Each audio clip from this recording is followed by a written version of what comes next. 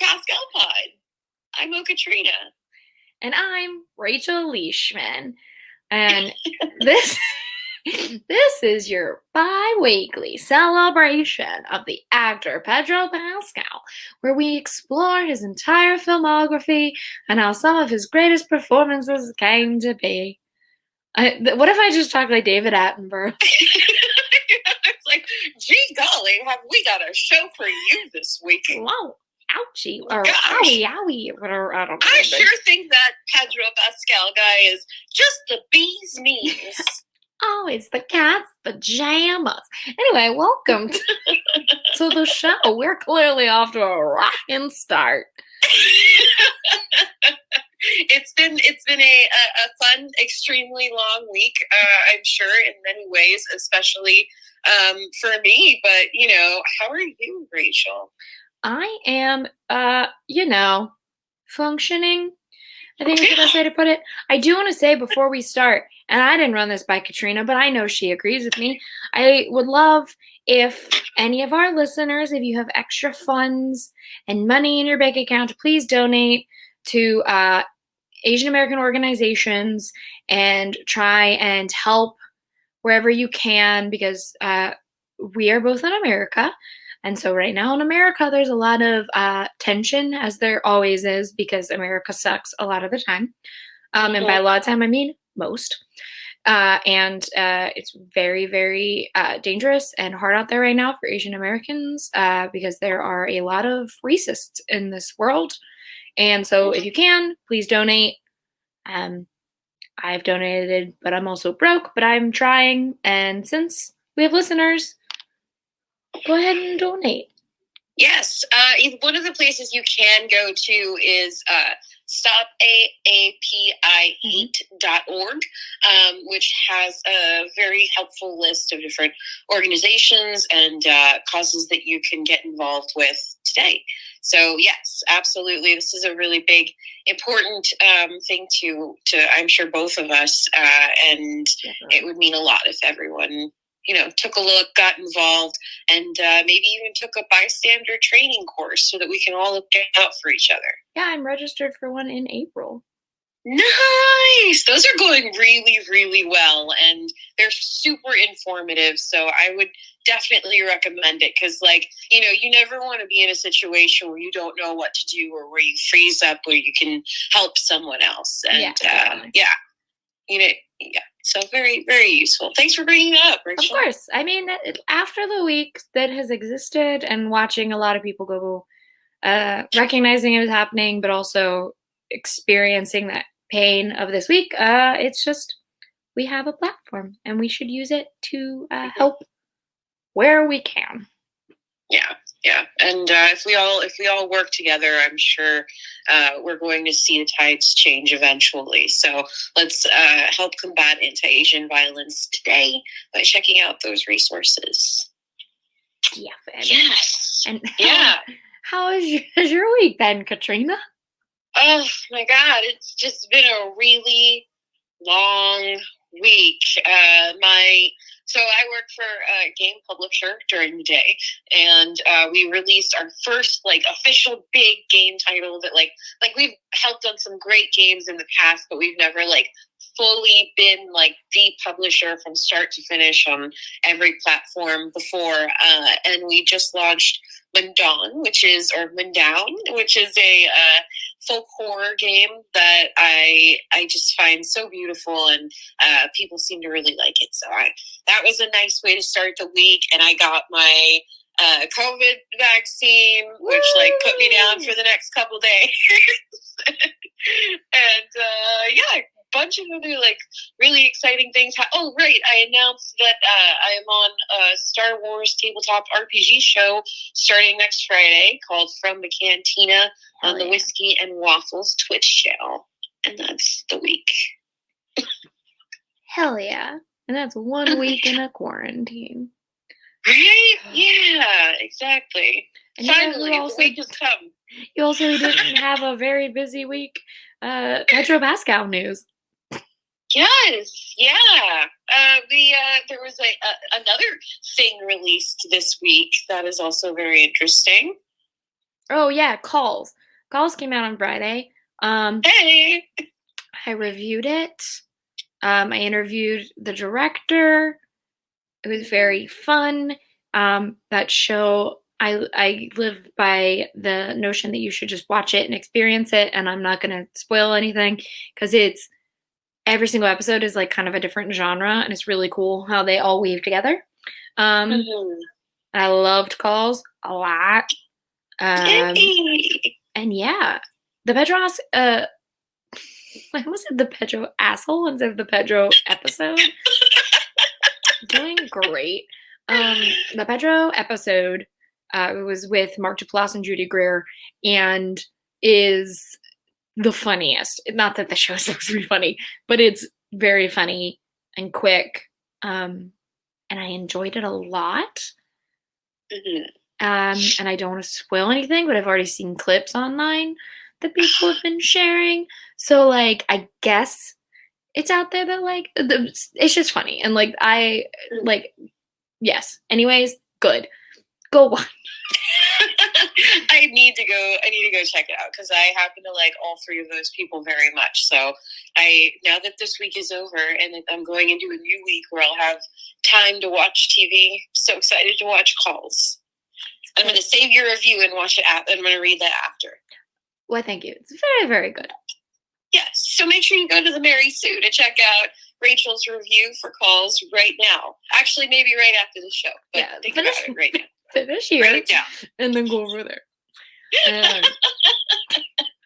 Yes. But otherwise, it's, I guess, the week is completed and we're heading into the next one. But before we do, we have our main topic this week, which is the first and second episode of Narcos. It was my choice. And I like this series because it's such a like huge diversion from the things that we've kind of covered so far. You know, like everything else has been like sci-fi, action, adventure, kids film, and then there's Narcos. Oh, Narcos! I love this show so much. I'm taking my sweet time watching it. I'm almost done with season 2, but I'm like, I try and like if I have a night a week where my friends don't want to like watch a movie like virtually all together or like do something, I'm like, all right, I'm gonna go watch like 2 or 3 episodes of Narcos. To the point where one night I was in my room by like just chilling, watching Narcos, and I had no electronics in my room with me. I was like, I'm just watching Narcos. This is my Narcos time, and I got so delirious that I laughed about Pablo Escobar holding a bunny for 20 minutes. And then I emerged from my room to relay what happened in the episode to my roommate, who was like, okay. And I explained how anxious I was that Javier Peña was going to get like hurt, even though I'm aware that the real man is alive. Before we start, I should note for the listeners that when we are talking about Javier Peña and Stephen Murphy, for that matter, I don't know the real men. I don't know their lives. Whatever, fine. I am talking about these fictional characters because I don't know what real Javier Peña does. I'm assuming he's back in Laredo. I have no other, like, I don't know. He went to the premiere. I saw those pictures, but like, I don't know his life. I don't know him. Whatever. You do you. Fair. This is fictionalized Javier Peña. I wonder what it's like to just have your life fictionalized like that and just have to like listen to people talk about your character. Like, what is it like to have been a member of like the DEA, the FBI, something it's the like DEA, that? You know? Because the cat DEA. Is DEA. We haven't we're not talking about that episode, but the cat is DEA because Murphy's cat. I'm spoiling stuff. Continue. But to think, you can think about that. Like, you were in the DEA, you hunted down like crime lords for cocaine. You've seen some like serious death, and people are writing fanfic about you and your former partner on AO3. Like, and I've read it. Chances right. are, there's right. like, you know, I expect fanfic for like fiction and stuff, but there's like, you know, this show is fiction, but it's based off of real life. So yeah, it's like murky water. It's murky water because it's kind of real life fanfic, but it's not, because you're like, no. This is the fictional. Like, everything's like, this is real fictional. life fake fanfic. There are like so many levels to this that like it's wild. Like, I just, you know, if I ever get famous, at least I was never part of the DEA, because I feel like that really makes like there's like, and I'm not excusing this, but there's like boy band fanfic and stuff, and then there's like, this person was in the FBI and definitely killed people. Well, I'm sure there's also like Paul Avery fan fiction from Zodiac, and Paul Avery's real. He was a real man that Robert Downey Jr. played. So it's like, what do you think? Like, okay, first of all, what's wrong with me? Because two of my favorite things to talk about are Zodiac and Narcos. Rachel, are you okay in there? Clearly not. But I'm like, talk about Zodiac and Narcos. But yeah, like, for sure, people are like, it's kind of weird. Like, I'm sure his kids, I don't know Javier Peña. Again, I know nothing about the real Javier Peña. But like, imagine this guy's kids. His kids are like into like, oh my god. Sometimes, here's where my brain goes. Sometimes I'm like, okay, but, and it goes this is, you guys are getting a real look into my psyche. I think about the fact that Ted Bundy's daughter is not that much older than I am. And then or I guess she's older than me a significant amount, but she's still a millennial, is more my point. And so then when Zac Efron was cast as Ted Bundy, I'm like, what if she was a fan of Zac Efron? And then it's like, oh, that's my dad. And so like the same thought process is like, what if like pretends Javier Peña. I almost said Javier Murphy. Someone help me. Like, imagine like Javier Peña has kids, and that kid is like, I loved Oberon, and then it's like, Dad? The guy who played Oberon is now playing you. This is weird. And then I was like, but wait, this is a TV show. So there's another level to it. It's not just seeing yourself fictionalized, like having like intercourse with like sex workers. It's like, there's definitely somewhere out there fanfic about this, and that's where my brain went immediately, and I was like, oh no, like I can't wrap my head around it. Does label, okay, let's start from the beginning of Narcos. The show does label that this is like highly fictionalized, obviously, because it's I don't know what the fuck. No one knows what the fuck Pablo Escobar talked to Tata about.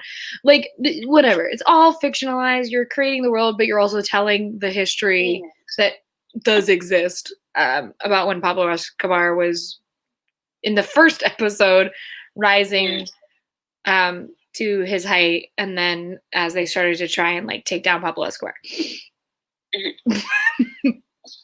But I just want to know the extent of what is real, what is fictionalized, there's so many things that I just need to know. Yeah. And we never will. I have a feeling, I mean, if nobody's seen Narcos before, like, this is just a huge indicator of, like, his personality and stuff. What I really like Javier Peña to do, along with, like, protecting sex workers, is to start protecting, like, the household pets on this show, because I forgot how many animals. Like, huge fucking warning. A dog and a cat get killed in these 2 episodes, like, and it's not cute, it's not off screen, it's like, it's just brutally, like, right there in front of your eyes. So, like, heads up. Also, hilarious thing about this show is, like, people get murdered. all the time. Yeah. Just like people are getting murdered left and right. And then both Pablo Escobar and Javier Peña are like, those animals didn't deserve that. And I'm like, because when the dog gets shot, Pablo Escobar's like, man, that dog didn't do anything. That son of a bitch shot the dog. And he's like, so upset this dog is dead. Again, I laughed for 20 minutes when Pablo Escobar held a rabbit. So, like, and then, like, this is in the third episode, which we did not watch, but I, like, was trying to get a screen grab of the cat as DEA. And in that scene, Javier's like, I'm more of a dog guy, but no cat deserves that. I'm like, what? People, you murdered like 3 people the last episode. Where are and your he's like, priorities, sir? He's like, not this cat. I respect that. Like, yes, he should definitely be looking out for cats because they're very important. But, you know, like, it's also like, well, he just doesn't have the same sympathy for, like, a lot of people. And you know what? I can understand that. Yeah, like, and that's, I mean, most of his lack of sympathy is because of, like, is toward, like, drug lords and stuff, you know, and, like, yeah, I mean, especially people who, like, do what happened to the sex worker in episode 2, like, I wouldn't be very, you know, nice to them either. but listen, yeah, that second epised, it was a lot. There are a lot of times when I was, like, first watching it that I had to take a couple breaks. Well, and it's like, I forgot. So after, like, the Mando one, we were like, oh, yeah, like, we'll do one. And then we were, like, trying to, like, combine all of our thoughts and whatever in a other place. I was like, well, let's do 2 episodes of Narcos. Well, I'm glad I did that because I forgot he's in the first episode for 2 seconds. Granted, it's very hot. Yeah. It's a good 2 seconds. Yeah, but he's in it for 2 seconds, and it's just like, my partner, Javier Peña, and then, like, Caio answers it. And he's like, oh, it was Murphy. And, like, that's the extent of what you see of Javier Peña in that first episode. And then the second one, I don't remember the first time you see him, but, like, it was, like, the one of the greatest, like, cuts that I've seen is, like, Pablo Escobar having sex with the reporter, and then it cuts to, and then it's like Murphy's voiceover, and he's like, and Javier Peña did this thing, or he's like, Javier Peña, like, got his intel by, like, going with the same crowd, or whatever he says, and then it cuts to Javier Peña having sex with Helena on his couch, and I was like, a brilliant cut too, but also, like, confusing, right? Because I thought he was having sex with the news anchor at first, and then I saw her, and I was like, oh, it's not her, it's, you know, and it ended up being Helena. Yeah, and like, wasn't there, like, directly after that scene you got to, like, Murphy and his wife, like, yeah, and then I went to Murphy and his wife having sex, and then someone shooting outside. It was just like sex on sex on sex. In case you want to know what you're getting in Narcos. But then, like, that's it. If I remember correctly for the first season, that's, like, kind of it. There's not as many graphic sex scenes. And then season 2 has the one that everyone always talks about. Yeah. But, like, I don't know what season 3 is yet. But I just think it's funny because I'm like, they really went sex on sex on sex. Yeah. They went for it. With, like, nice scenes in between. Kind of, like, it was like Pablo Escobar being like, "Don't talk about my wife that way," as I'm cheating on her. To then, Javier, like, worried about her because she's, like, talking about how she has to go to this party with all of Pablo's people, and then Murphy and them are, like, having sex, and all of a sudden gunshots go off, and they're like, "Welcome to Colombia." Like, you guys are 2 white people in Colombia. Yeah. Also 2 blonde white people. But oh, Narcos. Oh, Narcos. I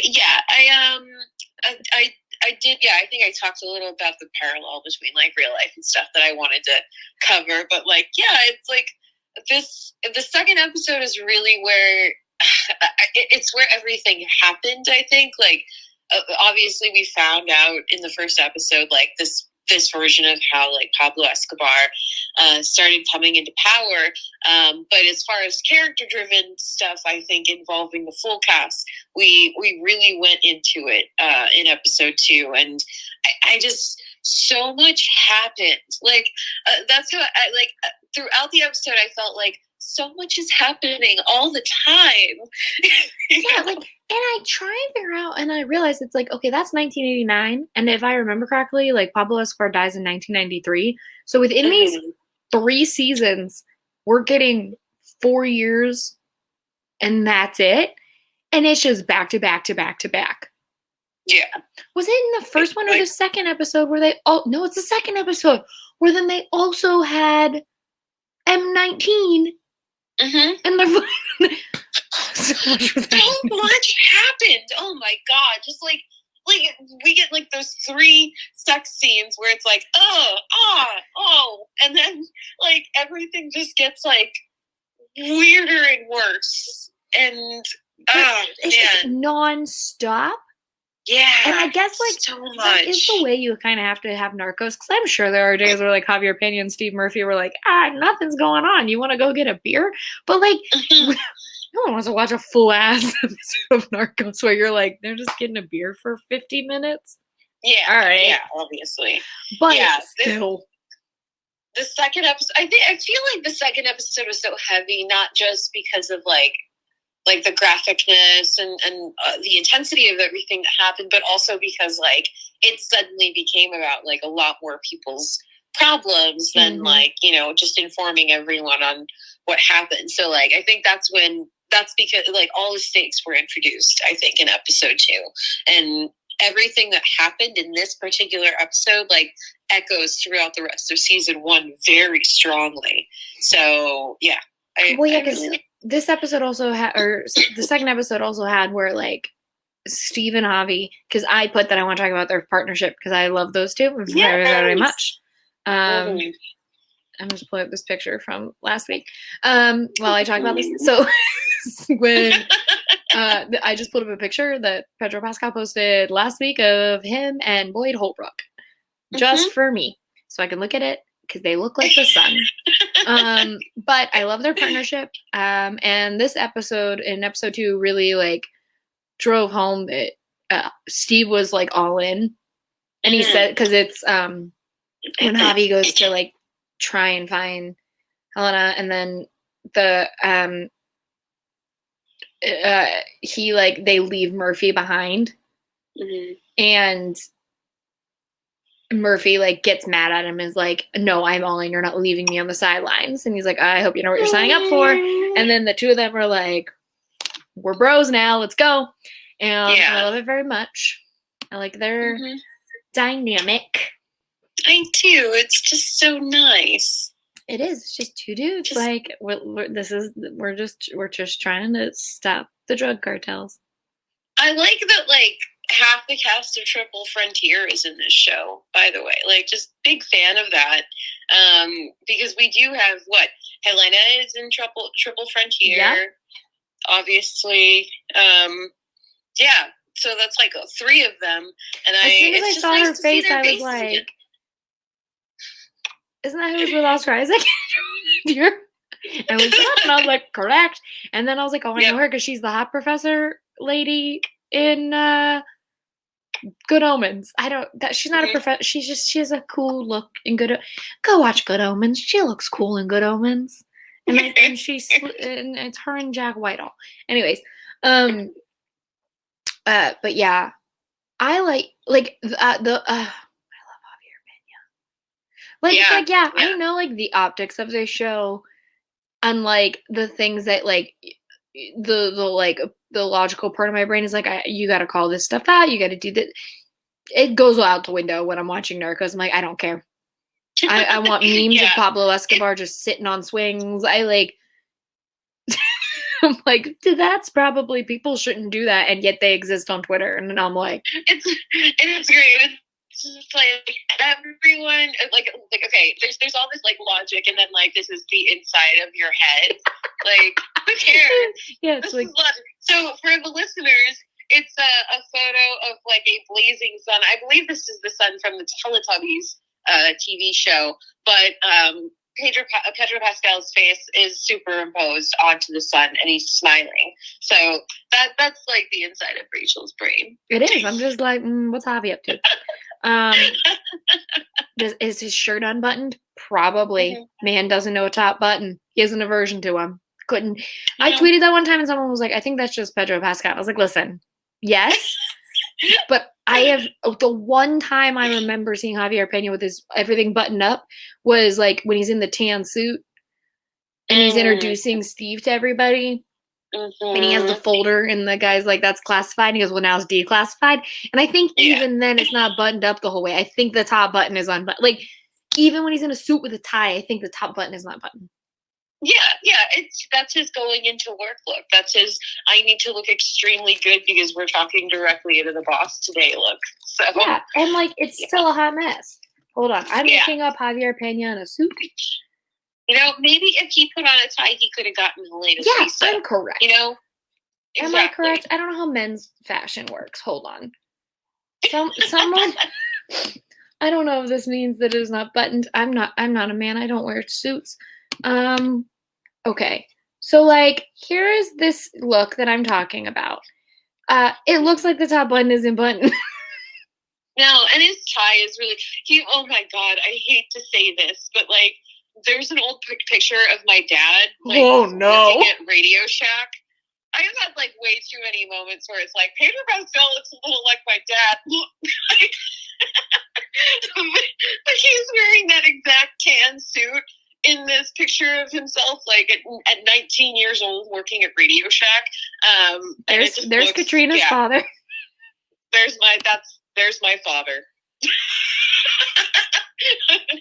Pedro Pascal is now my father. Rachel's the only one allowed to thirst now. Sorry, guys. I give up. But the first two episodes of the show are wild. Wild in the way that, like, it's like Narcos is one of those shows that you're like, should I enjoy this? And then, like, the flip of that is, like, I bring up Narcos and, like, my brother will be like, oh yeah, my friend, that's the only show he watches. And I'm like, okay, well, hold on. Because now I have a question for your friend. I don't trust your friend. Who watched Narcos on repeat. Yeah.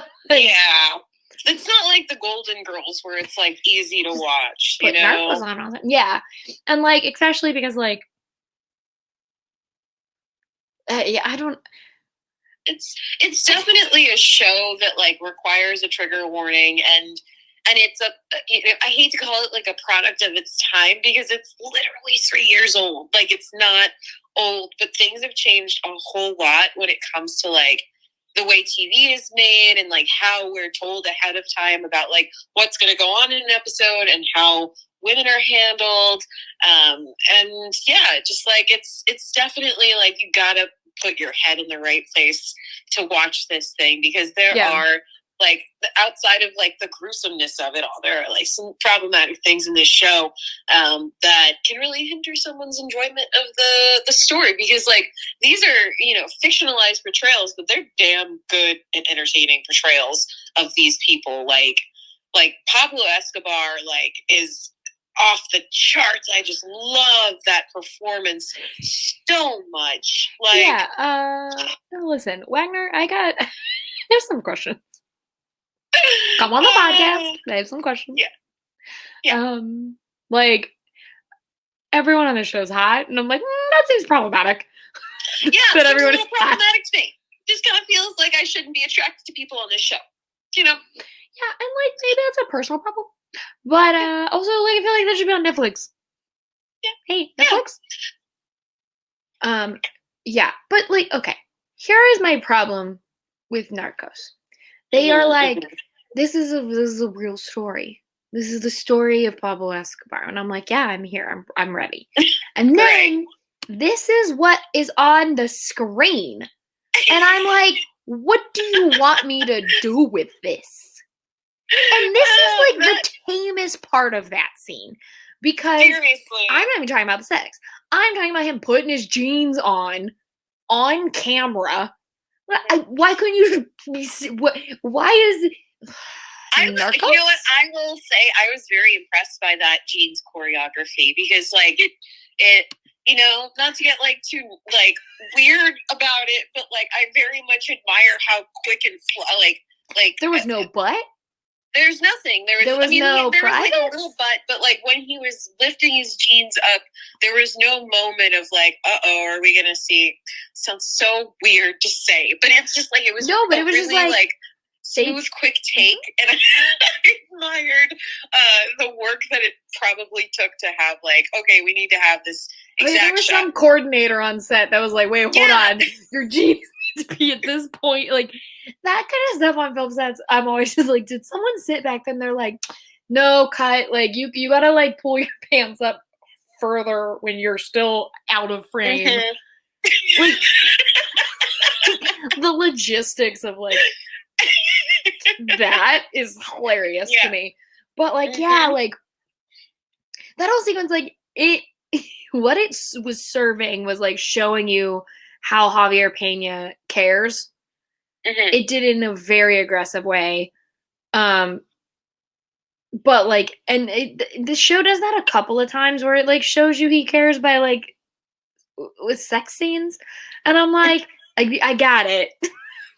I mean, I appreciate the scene of it, but also like I understand, like you're telling me I do like this scene though. Again, this can tell a lot of people about me. But in the fanfics I read, they talk a lot about how he like he uses the money from the government to pay for the intel, and I always like didn't understand what was going on. And now, having rewatched this episode, I realized it's like, oh no, he just like all of these women who are sex workers give him intel because Javi is like a nice dude essentially, and then the government is paying for the intel, but he's like, I am sleeping with them. And it's like, oh, okay, great. I love great. I love that for everyone involved. Wow. The U.S. is just like, good for you. Good. I'm just, okay, well here's $1,000. But what's her name? The lady that is in charge of the two of them was like, I hope I'm not paying. Like, she basically was just like, where am I? Who are we paying for this intel? And Javi's like, nah, don't worry about it. And I liked that. He was just like, it's not your business. I'm getting you your intel. Shut up. Exactly. I was like, okay, Javi. It's your business. It's cool. It's cool. I got this. He's like, I got this. Leave me alone. I appreciate that. But you know what? Like I said, reinforcing my my earlier statement, if he had worn a tie, he might have actually gotten through that without questioning. But he wore a tie in that one because that's where you look like your dad. He's wearing this outfit. But his tie was too large. See, that's what made him look like my dad. Yeah, but then also don't forget, this is just the 1980s. Javier Peña on a couch smoking a cigarette because he just had sex. Just Narcos. I love his apartment, dude. I'm like, I love that like multi-level stuff going on that he's got, where like the living room is like a sexy little den, and then like the kitchen's like elevated above it. He's got artwork and frames on his wall. Right? And I was like, damn, he is put together. Like earlier this week, I had to watch like Bucky Barnes sleep on his own floor. That makes me so sad. Hold on, I'm going on a tangent. That made me so sad because he did it because it's like a PTSD thing, and Bucky Barnes was sleeping on his floor, and I like at first was like, why is he on the floor? And then like we rewatched Captain America Winter Soldier, and Sam and Steve are talking about it, and then Bucky's living on the floor, and I was like, but then Bucky Barnes was like, what if I befriended the father of a man I murdered? And I'm like, oh no, now what are you fucking doing? Oh, I could do an entire episode on that whole. I'm not gonna though, but yeah, again, it was just like a refreshing thing to see a man with a whole apartment. It gives me big dreams for the future, you know. Not to put this GIF back up, but I'm sure he has a bed frame. Because look, he has artwork. Yeah. I'm pointing with my mouse as if the audience can see. But he has artwork on his walls in frames. Now, did the DEA do that? I don't fucking care. But he has artwork on his walls. And if he didn't care, he would I guess if he didn't care, he would just leave it up. I don't know what my point was. But, like, But that it's looks put like an together. adult man. Yeah, and it looks like a home, you know? Like, Which makes me believe that it was not Javier Peña who did it. Yeah, he's a very busy guy. He could live in a trash hole. He's like a DEA agent, and he's like a single dude. Like, he could easily live in a trash hole, but he chooses not to. And that's what I like about him. Then it cuts to his, like, coffee table, and his coffee table is just, like, littered with shit. Yeah. Maybe he needs to clean up a little bit more, but he has, like, a real home. And, like, I'm just, like, I'm such a sucker for like, multi-platform homes where like, it's, like, the kitchen. I would not have been so happy in the 60s, but I would have been so happy in a 60s house. Like, here's my thing about Narcos. Would I want to be on this show or on this show as an actor? Sure.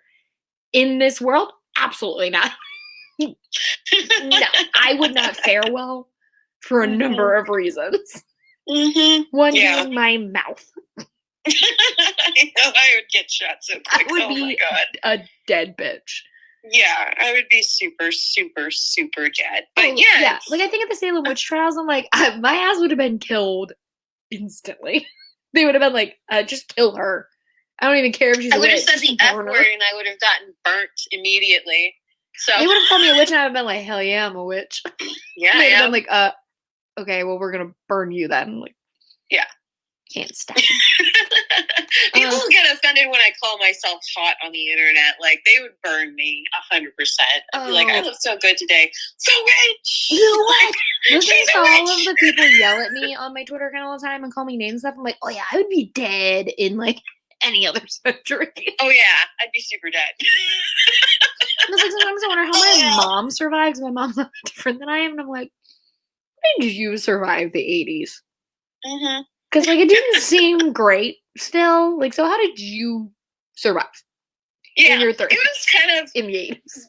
Yeah, it was refreshing, actually, to see, like, 1980s Miami, because I grew up in, like, early 90s Miami. So I saw 1980s Miami, but with, like, more graffiti and, like, dirt and stuff. And so it was kind of, like, neat, that first scene where we meet, like, in person Steve Murphy, seeing him run along the beach and stuff, where the beachside structures are. And yeah, I just love Art Deco. I'm just talking about, like, interior and exterior design in this episode, and I'm just, like, a really big fan of the Art Deco style of Miami Beach. Like, I love to see Miami. And it just reminded me of, you know, in the Birdcage, like, their whole, the Miami Strip, like, deal they've got. Like, I just love that I love it. I eat it up. I'm sorry. It's okay. I like that you said that, and I was like, oh, yeah, like, the assassination of Gianni Versace. Again, a show about a real man, which is fictionalized. Listen, Andrew Cunanan singing Gloria. I was like, what's going on with the song Gloria, and why is it everywhere? Including the assassination of Gianni Versace. Doing great. But yeah, the thing about Narcos is like, I love it.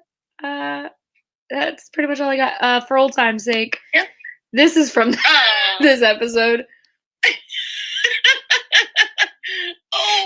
There we go. Hey, we're on the opposite side now. Oh my god, we are. We've switched.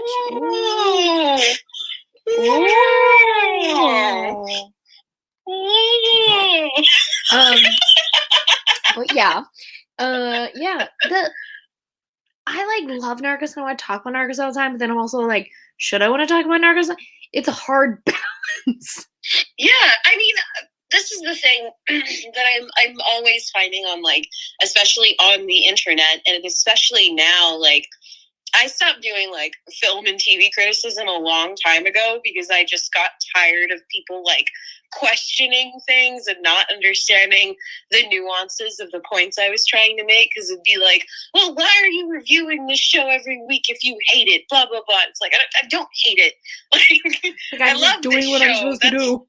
Yeah, that's why when something shitty happens, I talk about it because I'm passionate about it and it matters to me. Like, yeah, I'm going to talk about like how, sexual assault is used as a plot device here and there too much. Like, I'm going to talk about how women are mistreated in fiction to serve plots that they don't necessarily need to. Like, those are things I'm going to bring up because I care about the show and it matters to me. So yeah, like people just don't understand like that you can like something and still have problems with it. And yeah, I know. I've always been that way. Yeah. The world's complicated.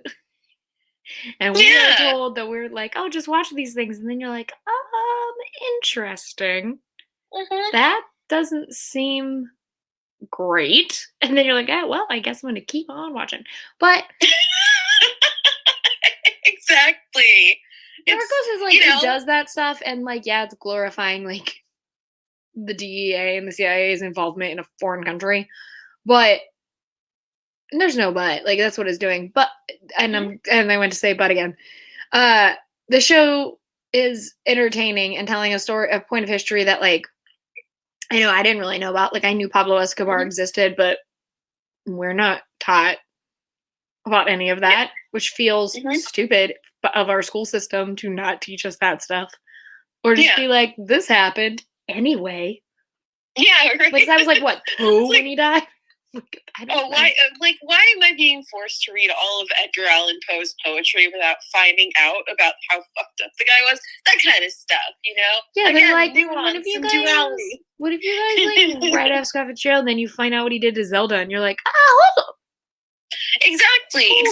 Like, well, here's the thing. It's always when you say things like, "Oh, I know that this show is glorifying the DEA, but it should be and it's like I know this, I acknowledge this, and I really like this show, and so I'm just gonna keep pointing it out because maybe that'll change, maybe not, but I think pointing it out and naming it and discussing it is the first like step we can take, like as critics and as fans and as like just viewers in general or people talking to each other in general, to like make the next piece of media better or make creators consider this a little bit more before they put it into their stories. So discuss things, critique your favorite things, man. It's cool, it's fine. Celebrate the stuff you like and like don't celebrate the stuff you don't like. You don't have to love everything about something, Yeah, correct. But yeah, I love Javier Peña. Would I marry Javier Peña? Not the real man, probably. Again, probably. I don't know his life. No promises. I don't know his life, but fictionalized Javier Peña, my door's open. Exists. As in, my door is open to a fictional character set in a show in 1989. It seems like a safer bet than a real person right now, but yeah, I'm sure we'll pick more Narcos episodes up along the way, but these two are definitely, like if you need a back-to-back introduction to the show, the first 2 episodes really sum it up. I think this is one of those series where like you don't necessarily need to give it that 3-episode try. Like you are told what you're about to get by the end of episode 2 for like the rest of the season. I would even say episode 1, you're pretty much like, yeah, you're set. We're setting you up. We're getting to like the meat of this, and then you'll find out how we got here in a couple episodes. But like that's what you're getting. If you don't like it, bye. Yeah. Episode 2 is where you really find out where it got its TVMA rating. That's what I'm trying to say. Oh, yeah. I mean, episode 1 featured a shootout of an entire bar. That is true. That is very true. They went, welcome to Narcos. Mm-hmm. Exactly. Yeah, I think that's all I got. Yeah, I mean, we're like we said, we're gonna talk about it later, but like Narcos is like one of those shows that I can't stop watching. I'm like, What's next? What's next? As if it's not history. Then multiple times I'm like, oh no, Javier Peña is gonna die, and then I'm like, he's alive now. But my brain's like, nope, they're gonna kill him. Yeah. It's just, Pedro has like this pattern. We brought it up before. He just keeps taking roles, or he kept taking roles where he just like died brutally. So it's always in the back of your mind, so you're ready for it, Yeah, you know exactly what, like, Javier Peña, always afraid you're gonna die, even though I know you're fine. And yeah, that's Narcos. That's Narcos. It's a journey. I think it's worth your time, but also, like, if that's not your thing, don't feel bad about it. Also, like, I'm also of the notion of, like, I watch this and I know what I don't, what like, critically, where I'm like, don't love that, hate that, like, this exists in this world in general. I don't mean the content of the show. I just mean, like, that is a thing that happens in the world. Whatever. But then I think about people who don't think like me, and I'm like, oh no, what are you taking away from Narcos? Yeah. What is the thing that you have consumed? Because I know what I've consumed, but what have you consumed? And this was all just leeway so that we can get into my favorite part of the episode, which is Stash of the week. The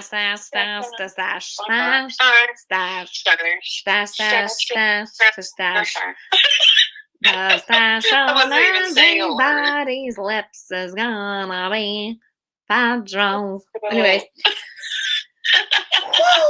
Anyways, so here is my pick. I figured I'd go first. So then if you don't have yours ready, you can get it. But this is my pick. It is the first moment we see Javier Peña.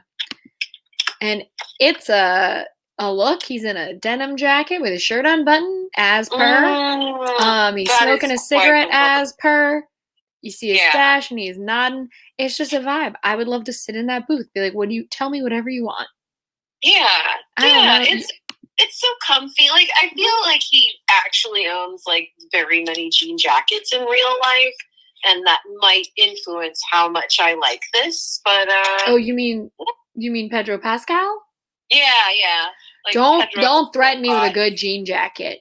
I got like 5, as if I have space for 5 jean jackets, but I have 5 because I have one that has like a built-in like sweatshirt. It looks like a vest, but it's not.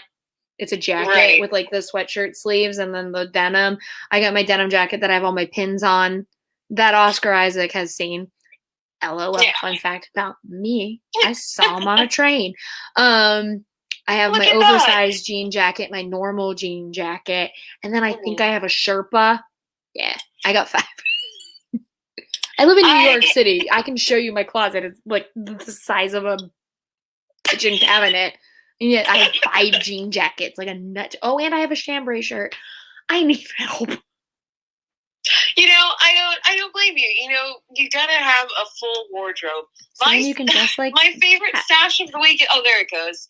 I can't even remember what episode this was from. You were just like, it's just a nice like I'm on the case kind of stash. It's a little lighter than your usual, but it's paired with a really nice button-up shirt. And so I would say this is my vote for stash of the week. Okay, I was looking at his neck the whole time. I was looking at his neck the whole time. So hold, please. I need to look at the stash. Thank you. Just need to take a look at it. I was looking at the neck. I didn't look at the stash. Okay, great. It's a good overall presentation. Yeah. He just looks really good in blue. I don't know what it is. I'm trying to. Are you comparing? Seeing what my neck muscles do in comparison to that. Yeah, exactly. Mine have a bunch of moles on them. They're not as cute. Oh, I love moles. I think I have like 2 back here. So I got a million of them. I got freckles and moles everywhere. That's like the more I look at, nope, this is getting too much in my head. I was about to say, the more I look at Pedro Pascal, I'm like, he has a lot of freckles and moles. And That is always like I always look at freckles and moles, and I feel like that's weird. No, they're awesome. I have my light is like really bright, so you can't see all of my like freckles and stuff, but like they're all over here, and so I appreciate it when I see like famous people with like lots of freckles and like moles and stuff. Like, I'm like, oh, it's representation.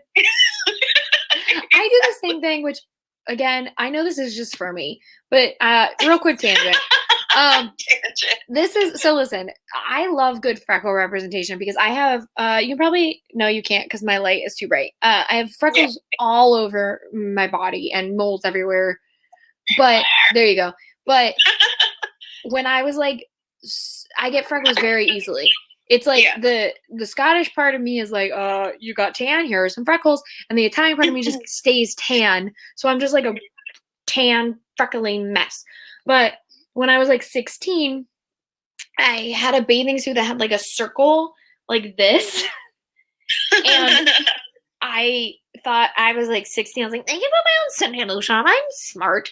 And I, first of all, not smart. I went like this to put it on like you do lotion.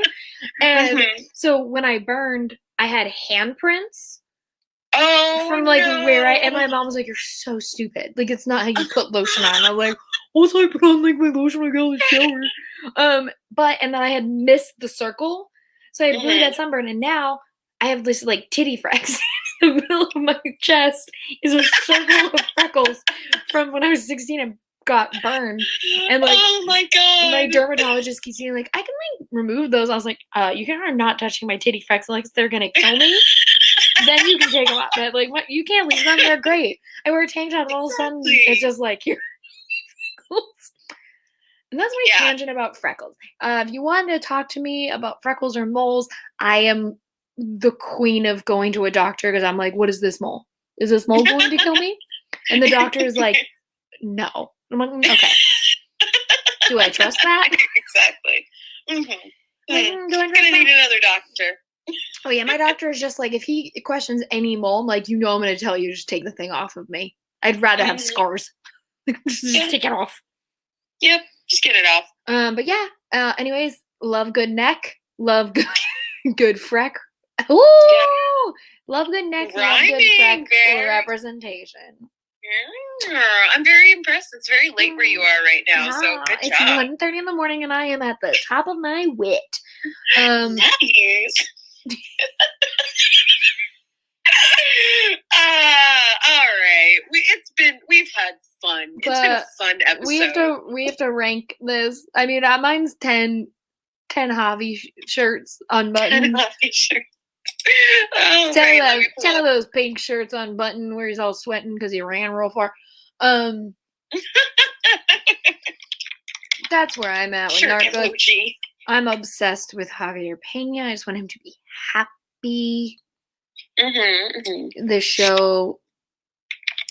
I laughed over Pablo Escobar with some bunnies. It's like Catrina, a bunch of swords from last time. A bunch of swords. But yeah, I love good old Narcos. I think it's fun. I think it's exciting. Whatever. Yeah, I am also gonna go ahead and just give it 10 shirts because why not?